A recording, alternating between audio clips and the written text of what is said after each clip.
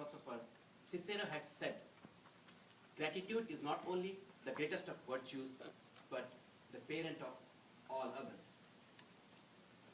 Fellow Toastmasters and distinguished guests, good evening to you all. Good evening. On a weekend night after dinner, we were doing table topics at home. The topics were not prepared. They were quite impromptu. At first, I gave a couple of topics to my daughter and son. Later, my daughter surprised me with a topic I did not expect from a 9-year-old child. She asked me to speak on if I had no children. For a few moments, I was speechless.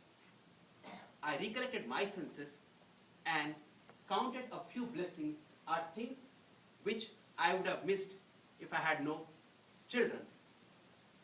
No sooner I finished my speech, my 8-year-old son quipped, "Papa, you missed an important point."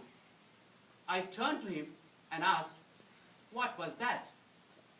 He replied, "You didn't say who would take care of me when I grow old if I had no children."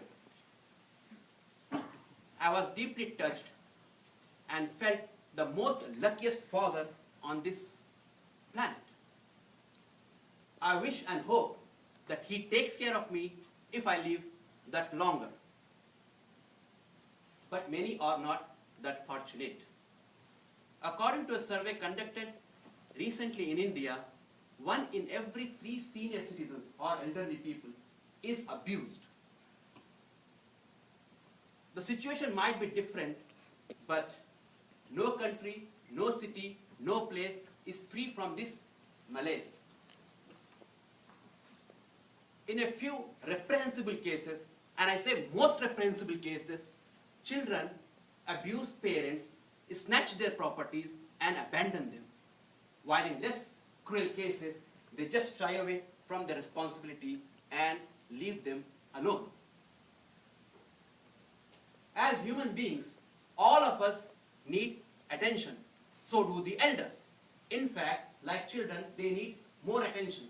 They get restless and impatient quickly. This irritates children and they start neglecting them. And here, the vicious circle ensues. Let me recall a story which someone had quoted in his lecture on care for elderly. A father who was living in a different town calls up his son and asks him if he could come and stay with them over the weekend. The son at first tries to evade him, but ultimately agrees. The father somehow makes his son come along with him for a walk. After they finish walking, they sit down on a bench. The father sees a bird on a tree and asks his son, "What is that bird?" The son replies, "That's a parrot." After some time, the father repeats the question, "Son, what is that bird?" The son now raises his brows and retorts in a heavy voice, "I just told you, that's a parrot." "Oh my goodness, you started forgetting things now? I had just changed your eyeglasses last month and still can't see properly."